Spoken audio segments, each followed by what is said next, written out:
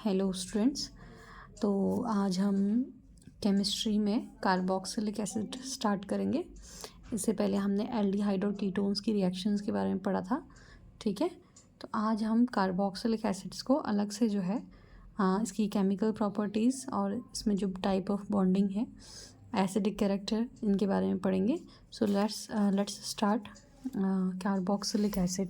तो आप लोगों ने जैसे कि पहले भी पढ़ा हुआ है कि कार्बोक्सिलिक एसिड में हमारे पास जो ग्रुप है वो क्या है। ठीक है, सो कार्बोक्सिलिक एसिड हम पढ़ रहे हैं आज। मैंने आपको पहले ही बताया कि कार्बोक्सिलिक एसिड कैसा ग्रुप है। आपका जो C double bond O carbonyl group है, इस पर एक तरफ OH होना चाहिए और एक जो बॉन्ड हमारा फ्री है, इस फ्री बॉन्ड पर जो है हम H या कार्बन की चेन, ठीक है, लगा सकते हैं। कार्बन की चेन कितनी भी लंबी हो सकती है, 1 2 3 4। ठीक है, और हाइड्रोजन अगर हम लगाते हैं यहाँ पर, तो हमारा जो पहला मेंबर बनता है वो बनता है HCOOH, HCOOH, जिसका नाम है फॉर्मिक एसिड। तो ये हम पढ़ चुके हैं पहले ही। और अगर हम कार्बन की चेन लगाएंगे, जैसे मान लीजिए हमने एक कार्बन लिया, ठीक है, SCO इस तरीके से, और इस एक कार्बन की वैलेंसी को पूरा करने के लिए 3 हाइड्रोजन्स लगेंगे, तो इसका नाम है आपका एसिटिक एसिड या इथेनोइक एसिड। ये मीथेनोइक और ये ethanoic acid, 2 carbon, ethanoic acid. तो इस तरीके से इनकी नेमिंग है, और ऐसे ही आप कार्बन की चेन को क्या कर सकते हैं, इंक्रीज कर सकते हैं। ठीक है, तो नेक्स्ट हमारे पास क्या है, देखिए अगला। फर्स्ट हम इसके जो बॉन्डिंग है इसके बारे में पढ़ते हैं। तो आपको पता है कि यहाँ पर क्या है, C सेंटर में है, इस तरीके से डबल बॉन्ड O से एक तरफ जुड़ा हुआ है और एक तरफ O से, और O जो है S से जुड़ा हुआ है, और इस तरफ जो है वैलेंसी हम फ्री छोड़ते हैं कि इस तरफ हम कुछ भी जोड़ सकते हैं। ठीक है, अकॉर्डिंग टू इट्स, ठीक है, नेम। और हमें पता है ऑक्सीजन के पास 6 वैलेंस इलेक्ट्रॉन होते हैं इसके आउटर मोस्ट शेल में, जिसमें से 2 इसने यहाँ पे बॉन्डिंग में दिए हैं। ऐसे ही इसके पास भी 4 बचे हैं, एक यहाँ और एक यहाँ बॉन्डिंग में चला गया है। तो इस तरीके से इसका स्ट्रक्चर हमको देखने को मिलता है। ठीक है ना, इसका स्ट्रक्चर जो है एक तरीके से प्लेनर स्ट्रक्चर है, और इसमें जो है हमारे पास जो एंगल है, ठीक है, एक प्लेन में है सबके सब। तो एंगल जो है वो कितने का है, कम से कम 120 डिग्री का जो एंगल है वो हमें यहाँ पे देखने को मिलता है। तो 120 डिग्री का एंगल इस तरीके से जो है बॉन्ड्स के बीच में, ठीक है। तो यहाँ पे आपने देखा, इस तरीके से IUPAC नेमिंग भी हम पहले पढ़ चुके हैं कि किस तरीके से नेमिंग इनकी करनी है, या आपने 11th क्लास में भी पढ़ा होगा। ठीक है, स्ट्रक्चर हमने देख लिया इसका। ठीक है, अब नेमिंग हम कर चुके हैं, और इसके बाद फिर हम करते हैं मेथड्स ऑफ प्रिपरेशन। थोड़ा सा हम इसको शॉर्ट में कह लीजिए, या अकॉर्डिंग टू जो आपका पेपर है उसके अकॉर्डिंग जो है तैयार करते हैं। बहुत ज़्यादा डीप में अभी हम नहीं पढ़ रहे हैं।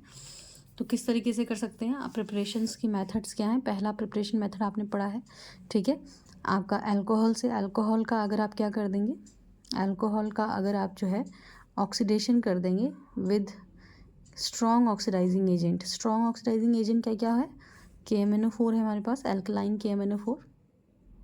तो इससे करने पर आपको क्या मिलेगा, आपको जो है कार्बोक्सिलिक एसिड्स मिलेंगे इस तरीके से। एल्डिहाइड का भी अगर हम करें, ठीक है, ऑक्सीडेशन, तो भी हमें कार्बोक्सिलिक एसिड्स मिलते हैं।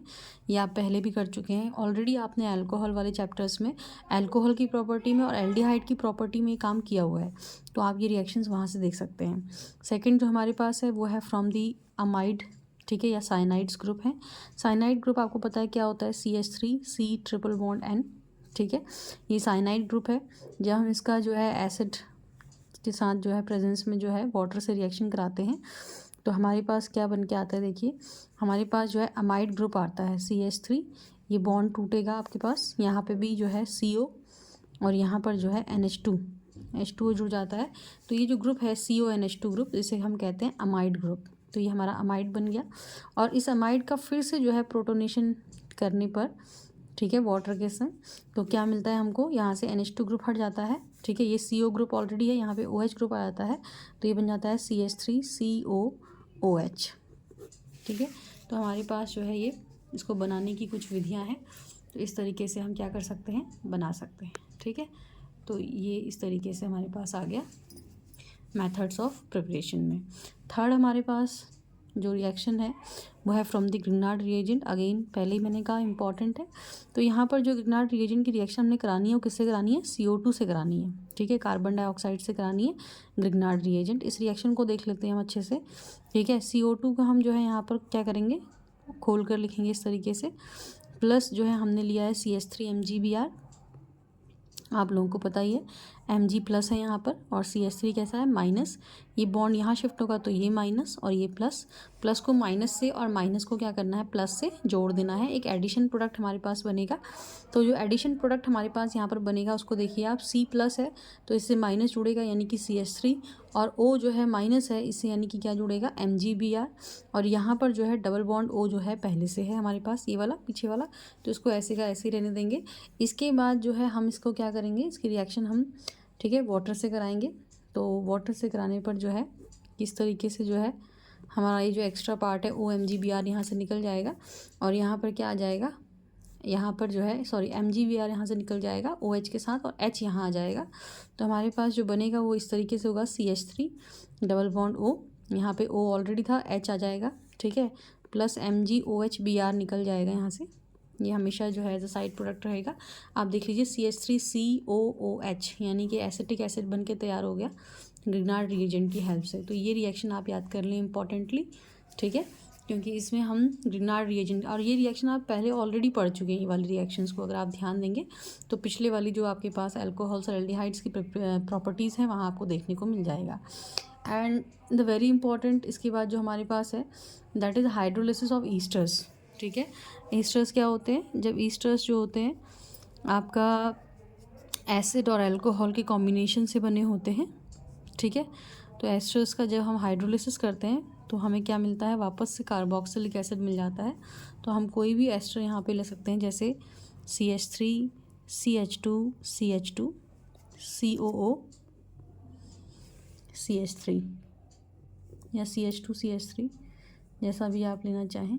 ठीक है, CH2 CH3, इसका अगर हम हाइड्रोलिसिस कर देंगे तो हाइड्रोलिसिस करने पर देखिए क्या होता है, बॉन्ड टूटता है यहाँ पे। ठीक है, और बॉन्ड टूटने पर जो है हमको क्या मिलता है, ये जो COO है, ठीक है, ये ग्रुप है यहाँ पे हमारे पास। ठीक, यहाँ से जो है टूटेगा तो ये आपका CH3 CH2OH ये अल्कोहल में बदल जाएगा, और ये जो पार्ट है ये एसिड में बदल जाएगा। CH3 CH2 CH2 COOH plus CH3 CH2OH, यहाँ से हमें एसिड मिलता है और अल्कोहल मिलता है। ठीक है, तो अल्कोहल भी हमको यहाँ पे मिल रहा है। अल्कोहल और एसिड के कॉम्बिनेशन से ईस्टर्स बनते हैं, और जब हम इनका हाइड्रोलिसिस करते हैं तो दोबारा हमको ये वापस मिल जाते हैं। ठीक है, तो इस तरह की रिएक्शन है, ये भी इंपॉर्टेंट रिएक्शन है। आप क्लास 10 में भी एक बार आपने कहीं पढ़ा होगा। ठीक है, ईस्टर्स के बारे में। तो ये सिंपल रिएक्शन है, इतना डिफ़िकल्ट नहीं है। ठीक है ना, तो ये हमारे पास कुछ मेथड्स ऑफ प्रिपरेशंस हैं which are very very important. इसमें से ये तीनों रिएक्शंस आप आसानी से ठीक है याद कर सकते हैं, और ये पहले से आपने की हुई हैं तो आपके लिए आसान हो जाएगा मेथड्स ऑफ प्रिपरेशन करना। ठीक है ना, नेक्स्ट जो मेथड्स ऑफ प्रिपरेशन है वो है बेंजोइक एसिड के लिए। हम सबको पता है कि बेंजोइक एसिड भी क्या है, एसिड है ना, क्योंकि इसमें भी क्या है, बेंजीन पर COOH ग्रुप है, तो ये भी कार्बोक्सिलिक एसिड थ्री में आता है। और इसकी प्रिपरेशन हम किस तरीके से करेंगे देखिए। ठीक है, तो हमने एक रिएक्शन हमने पहले ही कहा है कि हमने क्या करना है, यहाँ पे हमने जो है सिंपली जो है यहाँ पर क्या करना है, हमने लेना है टॉल्विन। ठीक है, और इस टॉल्विन का जो है हमने क्या करना है, आप देख रहे CH3 ग्रुप है यहाँ पे, इसे हमने कन्वर्ट करना है COOH ग्रुप में, यानी कि बेंजोइक एसिड ग्रुप में। तो यहाँ पर जो है हमने क्या करना है, इसका जो है KMnO4 स्ट्रॉन्ग ऑक्सीडाइजिंग एजेंट के साथ जो है क्या कर देना है, ऑक्सीडेशन कर देना है। तो ये H यहाँ से निकल जाएगा और ऑक्सीजन यहाँ इंट्रोड्यूस हो जाएगा, तो कार्बोक्सिलिक एसिड में कन्वर्ट हो जाएगा। ठीक है, और ये क्या बन जाएगा, ये बन जाएगा आपका बेंजोइक एसिड। तो बेंजोइक एसिड जो है इस तरीके से बन सकता है, ग्रिग्नार्ड रिएजेंट से ही बन सकता है। ग्रिग्नार्ड रिएजेंट से CO2 के संग रिएक्शन कराएंगे, लेकिन इस बार जो है हम जो ग्रिग्नार्ड रिएजेंट लेंगे उसमें हम जो है क्या लेंगे, C6H5 MgBr लेंगे, यानी कि बेंजीन की रिंग ले लेंगे पहले यहाँ पर। ठीक है, तो यहाँ पे आपको क्या मिलेगा, वही सेम रिएक्शन चलेगी आपके पास, ये प्लस पार्ट ये माइनस पार्ट। ठीक है, ये माइनस पार्ट ये plus part double bond shift होने पर, और आप इसे जब जोड़ेंगे तो आपको क्या मिल जाएगा, you will get this benzoic acid. ठीक है, फिर से आपको बेंजोइक एसिड देखने को मिल जाएगा। So these are the common methods of preparations of what? Benzoic acid as well as simply the aliphatic carboxylic acids. ठीक है, इनको बनाने की जो है हमारे पास विधियाँ हैं. And next is physical and properties of carboxylic acid, physical and chemical properties. So first we will talk about the physical property.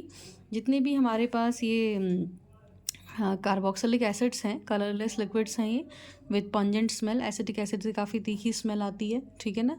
और एसिटिक एसिड आपने विनेगर में देखा होगा, तो विनेगर से बहुत तीखी स्मेल आती है, ठीक है. और इसके अलावा मैंने पहले ही कहा है कि जो शुरुआती हमारे पास होते हैं दे आर लिक्विड्स, ठीक है ना. उसके बाद जितने हायर मेंबर्स हैं जिनमें कार्बन की संख्या बढ़ जाती है वो क्या आते हैं? They become solid. Benzoic acid एक क्रिस्टलाइन सॉलिड है, ठीक है. सॉल्युबिलिटी क्या है? देखिए यहाँ पे जो है कार्बोक्सिलिक एसिड्स जो होते हैं वो पोलर होते हैं नेचर में. आपने देखा कि ऐसे इस तरीके का हमारे पास, ठीक है, ऐसे करके जो है आ रहा है. तो यहाँ पर क्या हो रहा है? ये जब बॉन्ड यहाँ जाएगा तो ये माइनस हो जाएगा, ये प्लस हो जाएगा.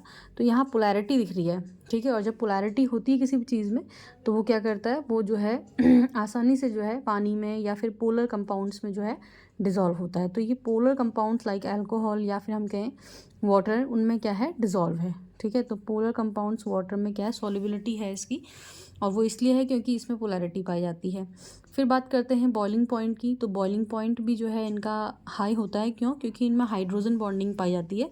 हाइड्रोजन बॉन्डिंग किस तरीके से? देखिए जैसे ये वाला है आपके पास, है ना. आपने कहा ये यहाँ चला गया, ये माइनस हो गया, ये प्लस हो गया. तो इस तरीके से हमारे पास जो है माइनस जो आ रहा है, हाइड्रोजन जो है इस तरीके से पानी का अणु है हमारे पास, तो इसके हाइड्रोजन के साथ क्या होगा? बॉन्डिंग इस तरीके से बन सकती है. तो इसको जो है इस तरीके की बॉन्डिंग जब हमें देखने को मिलती है ना, इंटरमॉलिक्यूलर हाइड्रोजन बॉन्डिंग, यानी कि दो अणुओं के बीच में, तो इस वजह से क्या हो जाता है? बॉइलिंग पॉइंट जो है इंक्रीज़ कर जाता है, ठीक है. नॉर्मल जो बॉइलिंग पॉइंट है उससे थोड़ा ज़्यादा हो जाएगा. तो बॉइलिंग पॉइंट ज़्यादा होता है क्योंकि इनमें इंटरमॉलिक्यूलर हाइड्रोजन बॉन्डिंग जो है देखने को मिलती है. एंड इंटरमॉलिक्यूलर का मतलब ये भी है कि दो मॉलिक्यूल्स के बीच में, ठीक है ना. पानी में तो सॉल्युबिलिटी हो गया, सॉरी. ये तो इंटरमॉलिक्यूलर हाइड्रोजन बॉन्डिंग में हम इसी का एक अणु दिखाएंगे. जैसे हमने ये दिखाया COH, तो यहाँ पे C ले लीजिए, C डबल बॉन्ड O इस तरीके से, ठीक है ना. तो यहाँ पे इस तरीके से हम ले सकते हैं. दोनों मॉलिक्यूल्स के बीच में जो है हाइड्रोजन बॉन्डिंग देखने को मिलेगी, ठीक है. तो ये हमारे पास फिजिकल प्रॉपर्टीज़ हैं. And next we will do the chemical properties. तो हम करेंगे अब acidic character of carboxylic acid, ठीक है. एसिडिक नेचर कैसे होता है इनमें, जितने भी हमारे पास कार्बोक्सिलिक एसिड्स हैं. सो एसिडिक नेचर क्या है? देखिए एसिडिक नेचर आप सबको पता है कि एसिडिक नेचर क्या है? It's a tendency to give hydrogen ions, ठीक है, H+ आयंस. H+ आयंस देने की टेंडेंसी को ही हम एसिडिक नेचर कहते हैं यहाँ पे. तो किस तरीके से H+ आयंस जो है यहाँ दिए जाते हैं, आप देखेंगे अगर CH3COOH या सिंपली कोई भी कार्बोक्सिलिक एसिड की अगर हम बात करें, तो अगर हम केवल इस वाले पोर्शन पे ध्यान दें, आपका COOH वाले पोर्शन पे ध्यान दें आप लोग, तो यहाँ पर क्या होता है कि हमारे पास जो ये H है यहाँ से जो है प्लस के फॉर्म में निकलता है. तो यहाँ पर जो है जब ये प्लस की फॉर्म में निकलेगा, H+ यहाँ से निकलेगा, तो वी विल हैव दिस, ठीक है, CO-. इस तरीके से हमारे पास जो है RCO या CH3CO- जो है बचेगा. तो यहाँ पर H+ देने की टेंडेंसी है इसकी, इसलिए हम इसको क्या कहते हैं?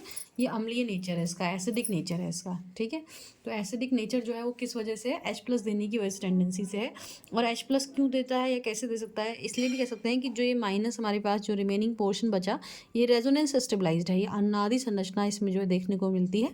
तो ये माइनस चार्ज जो है इस ऑक्सीजन से जो है इधर चला जाता है, जिसकी वजह से इसमें क्या देखने को मिलता है? स्थायित्व देखने को मिलता है. यानी कि H+ देने के बाद भी जो बचा है वो अस्थायी नहीं है, वो क्या है? रेजोनेंस, यानी कि अनुनादी स्थायी है, ठीक है, अनुनाद की वजह से स्थायी है.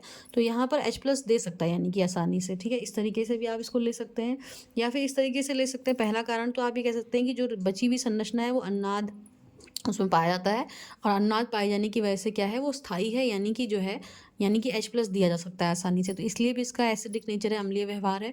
दूसरा आप इस तरीके से समझ सकते हैं कि हमारे पास जो है, मान लीजिए इस तरीके से अगर हम इसको लें, तो यहाँ पर जो है ये O जो है नेगेटिव है, ठीक है. तो ये डबल बॉन्ड यहाँ शिफ्ट होगा, ये माइनस होगा, ये कार्बन प्लस होगा.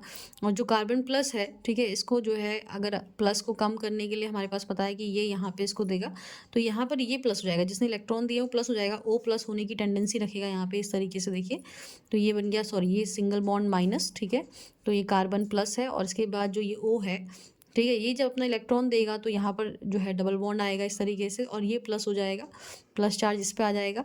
तो ये प्लस प्लस जो है रिपल्शन, प्रतिकर्षण के कारण भी हाइड्रोजन जो है यहाँ से एज H+ की फॉर्म में निकल सकता है, या इसको अपने इलेक्ट्रॉन देकर यहाँ से H+ की फॉर्म में निकल सकता है। यानी कि जितने भी कार्बोक्सिलिक एसिड्स हैं, या सिंपली जो कार्बोक्सिलिक एसिड का एक व्यवहार है वो यह है कि वो H+ दे सकता है।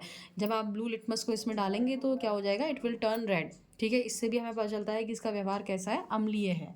तो यहाँ पर जो है अम्लीय व्यवहार का जो कारण है वो यही है कि ये आसानी से H+ आयन देता है, और H+ आयन देने के बाद जो हमारे पास रिमेनिंग जो भी है वो अनुनाद रूप से स्थायी है, या आप ऐसा कह सकते हैं कि इस तरीके से इसमें अनुनाद पाया जाता है जिसकी वजह से आसानी से H+ दे सकता है। दोनों कारण हैं। तो एसिडिक कैरेक्टर जो है वो किस तरीके से बढ़ता या घटता है ये हम लोगों ने देखना है। ठीक है, अगर हम कोई ग्रुप लगाते हैं तो उस वजह से जो है एसिडिक कैरेक्टर इंक्रीज़ होगा या डिक्रीज़ होगा, ये हम देख सकते हैं। जैसे मैंने अभी आपसे कहा कि CH3 को हम छोड़ रहे हैं। CH3 एक इलेक्ट्रॉन रिलीजिंग ग्रुप है। कैसा ग्रुप है, इलेक्ट्रॉन डोनेटिंग ग्रुप है, EDG है। तो जितने भी इलेक्ट्रॉन डोनेटिंग ग्रुप होते हैं, इलेक्ट्रॉन रिलीजिंग या डोनेटिंग ग्रुप्स होते हैं, वो क्या करते हैं, they decrease the acidic character, वो एसिडिक कैरेक्टर को डिक्रीज करते हैं। ठीक है, एसिडिक कैरेक्टर को क्या करते हैं, डिक्रीज करते हैं। क्यों करते हैं, देखिए, अगर आपने CH3 लगा रखा है COOH में इस तरीके से, ठीक है, तो क्या होगा, ये जो है इलेक्ट्रॉन देता है, यानी कि ये जो इलेक्ट्रॉन यहाँ पर इनको आगे को धकेल रहा है, ठीक है, कार्बन को दे रहा है। और मैंने पहले ही कहा कि ये ज़्यादा नेगेटिव है तो ये नेगेटिव हो जाएगा, कार्बन प्लस हो जाएगा। और अगर ये इसको दे देगा तो इसके प्लस को जो है ये कम कर देगा, जिसकी वजह से ऑक्सीजन जो है यहाँ से इसको नहीं दे पाएगा, और हाइड्रोजन को निकालना इतना आसान नहीं होगा। हाइड्रोजन निकालने में क्या लगेगा, हमको जो है ज़्यादा समय लगेगा, या आप कहें हाइड्रोजन इतनी ईजिली नहीं निकलेगा।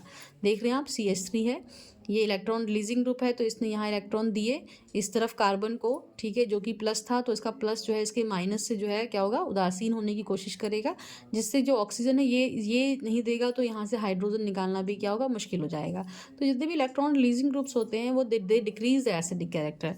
इसी की जगह पर अगर हम क्या लगाएं, कोई इलेक्ट्रॉन विड्रॉइंग ग्रुप लगाएं, जैसे कि NO2 ग्रुप है, इलेक्ट्रॉन विड्रॉइंग ग्रुप, ठीक है, कोई भी ग्रुप ले सकते हैं आप, NO2 इलेक्ट्रॉन विड्रॉइंग ग्रुप है, तो ये क्या करते हैं, they increase the acidic character. ये क्या करते हैं, एसिडिक कैरेक्टर को बढ़ाते हैं। कैसे बढ़ाते हैं, देखिए, मान लीजिए हमने जो है COOH इस तरीके से लिया हुआ है, और इस पर हमने कोई भी इलेक्ट्रॉन विड्रॉइंग ग्रुप लगा रखा है, ठीक है, तो ये इलेक्ट्रॉन लेता है, विड्रॉइंग ग्रुप क्या करेगा, लेगा, तो ये माइनस हुआ, ये प्लस हुआ, और ये और ले रहा है तो ये और प्लस होगा।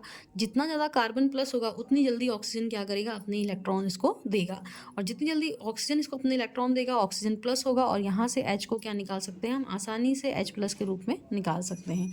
तो the ease of giving H+ ions, ठीक है, जितना आसानी से H+ आयन दिया जाएगा उतना ही एसिडिक कैरेक्टर ज़्यादा होगा, और जितना कम आसानी से, या आप कहें जितनी देर में H+ मिलेगा उतना ही एसिडिक कैरेक्टर क्या होगा, कम होगा। तो फर्स्ट पॉइंट तो आपने ध्यान रखना है कि जितने भी इलेक्ट्रॉन डोनेटिंग ग्रुप्स होते हैं they decrease the acidic character, and the electron withdrawing group क्या करते हैं, they increase the acidic character. पहले तो दो केस आपके पास ये वाले हैं। फिर हमारे पास इस तरीके से भी है कि जितना एल्काइल ग्रुप जितना बड़ा होगा, जो CH3 हमारे पास ग्रुप है, कार्बन का जो एल्काइल ग्रुप है, वो साइज़ में जितना बड़ा होगा, ठीक है, उतना ही क्या करता है, वो डिक्रीज़ करता है एसिडिक कैरेक्टर को, प्लस आई इफेक्ट की वजह से। ठीक है, हमने कहा CH3 लिया हमने, तो जितना ज़्यादा हम CH3 लेंगे उतना ज़्यादा एसिडिक कैरेक्टर क्या होगा, डिक्रीज़ होगा।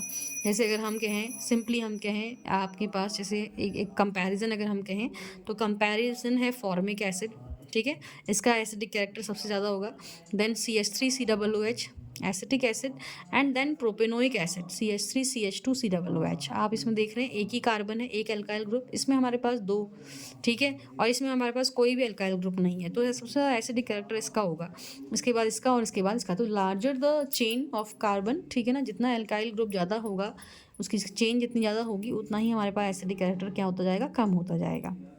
एक चीज़ ये हमारे पास है। एक और चीज़ हमारे पास ये है कि एसिडिक कैरेक्टर जो है इट इंक्रीज, ठीक है ना, विद दी क्या होता है, increasing number of electron withdrawing substituent on the alpha carbon.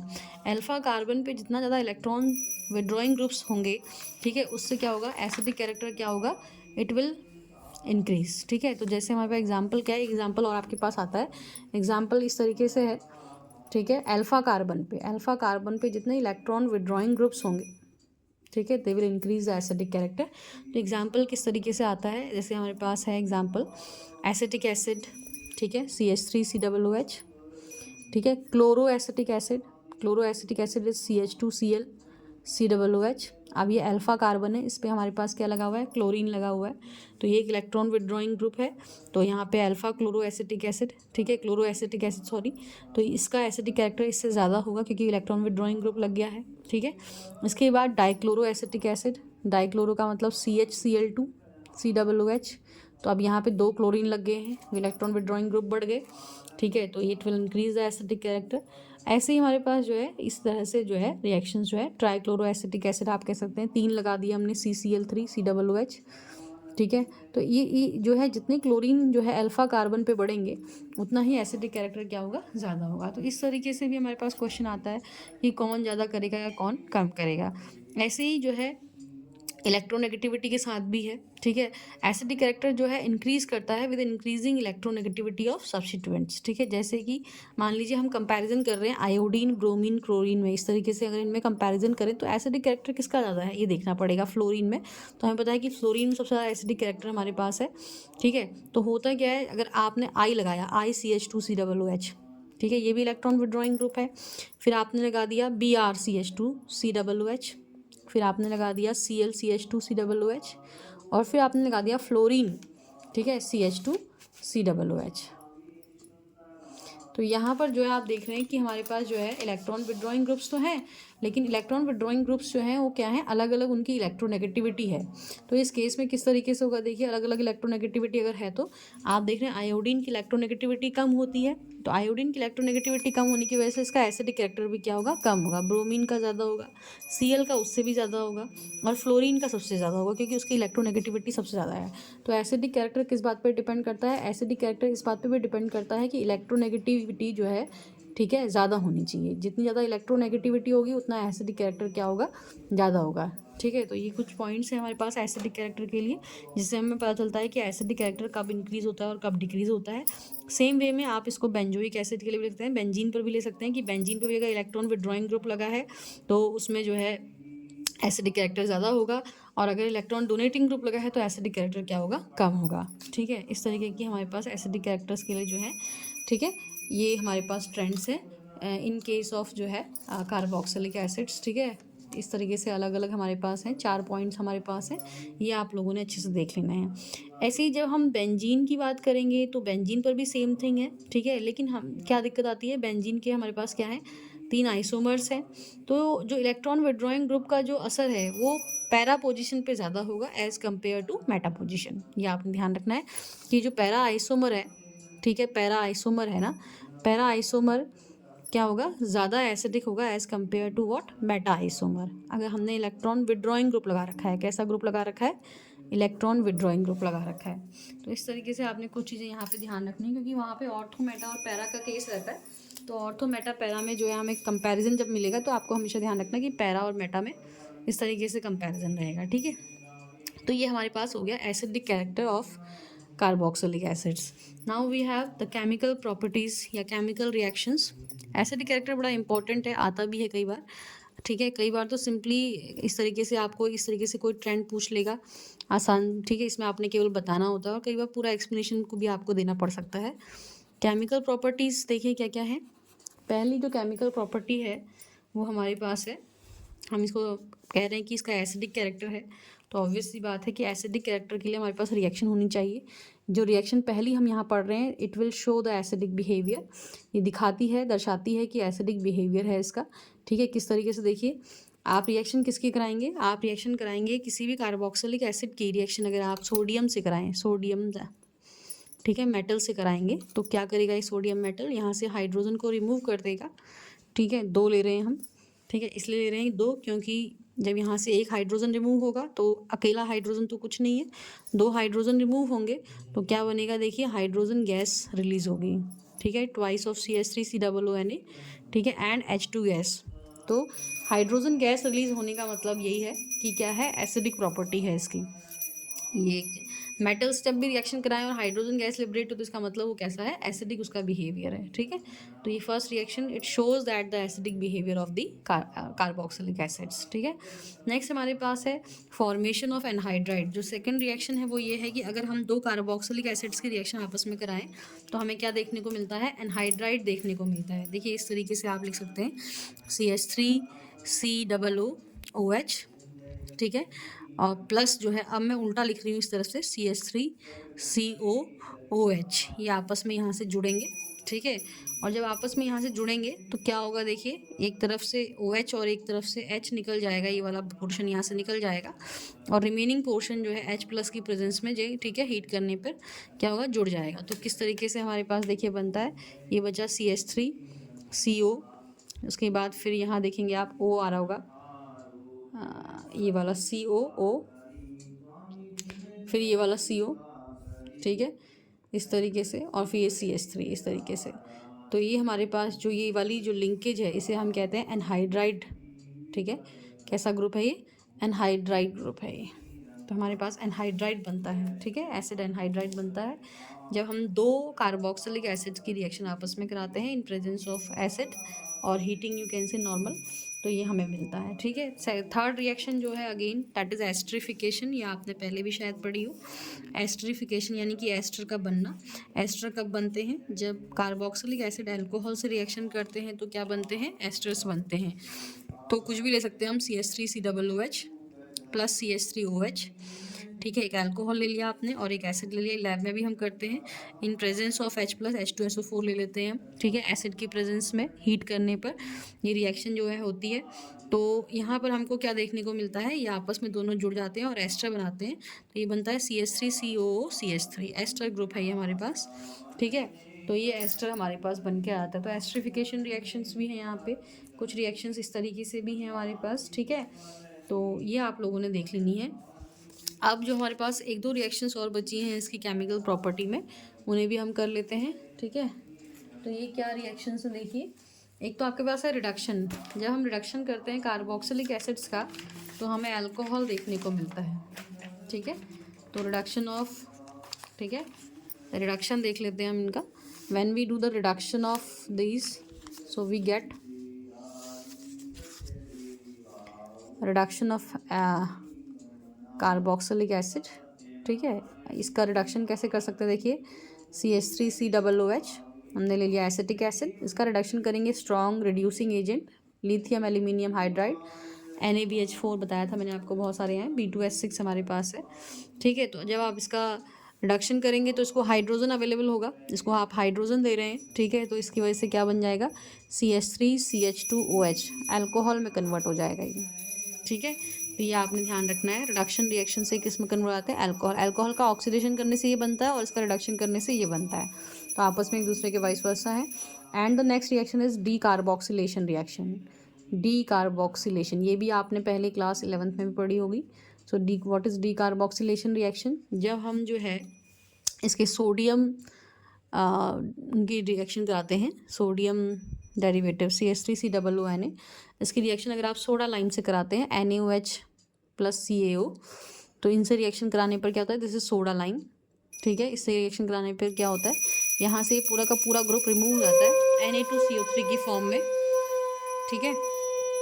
तो Na2CO3 की फॉर्म में पूरा का पूरा ग्रुप यहाँ से रिमूव हो जाता है and we get the hydrocarbon CH4, ये CH3 है, एक हाइड्रोजन इसको मिलता है यहाँ से, CH4 बन जाता है और यहाँ से Na2CO3 निकल जाता है, this is called de carbon. De का मतलब रिमूवल, कार्बोक्सी ग्रुप का रिमूवल, यहाँ से कार्बोक्सी ग्रुप का रिमूवल हुआ है in form of Na2CO3 and we get the hydrocarbon. हमें क्या देखने को मिलता है, हाइड्रोकार्बन बन जाता है यहाँ पे, this is called D carboxylation reaction. तो ये इसकी क्या है, कुछ केमिकल प्रॉपर्टीज़ है, इन्हें आप देख लेंगे आसानी से, ठीक है। इसके अलावा इसमें एक नेम रिएक्शन भी है, हेल-वॉलहार्ड जेलेंस्की रिएक्शन। तो ये रिएक्शन थोड़ा इंपॉर्टेंट हो सकती है क्योंकि ये नेम रिएक्शन है, थोड़ा डिफरेंस भी है, हेल-वॉलहार्ड जेलेंस्की रिएक्शन। इसमें क्या होता है, अल्फा कार्बन पे जो है हमारा हेलोजन जुड़ जाता है। तो अल्फा कार्बन कौन कौन सा कार्बन है, जिस कार्बन से COOH जुड़ा है that carbon is alpha carbon, ठीक है। तो ये अल्फा कार्बन है, CH3CH2 COOH we are taking plus Cl2, इसकी रिएक्शन हम करा रहे हैं Cl2 से, ठीक है, in presence of red phosphorus, ये हमारा अभिकर्मक है। तो क्या होगा, ये जो Cl है वो अल्फा कार्बन पे आके जुड़ेगा, ठीक है। इसी को हम क्या कहते हैं, इसी को जो है हम हेल-वॉलहार्ड जेलेंस्की रिएक्शन कहते हैं। तो ये Cl यहाँ पे जुड़ जाएगा, ठीक है, सिंपल रिएक्शन है।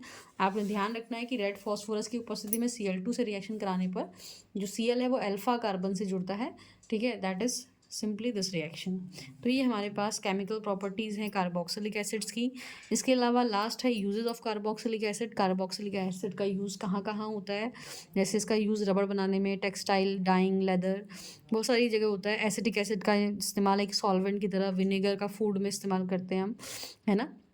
सोडियम बेंजोएट एक प्रिजर्वेटिव होता है, तो उसका इस्तेमाल प्रिजर्वेशन के लिए करते हैं हम लोग। तो ऐसे इनके कुछ एस्टर्स जो होते हैं परफ्यूम में इस्तेमाल करते हैं उनका हम, ठीक है, उनमें अच्छी स्मेल होती है। तो ये इनके कुछ यूजेस हैं, इनमें से आप एक दो याद कर सकते हैं, ठीक है। Thank you all of you, thank you for watching the video.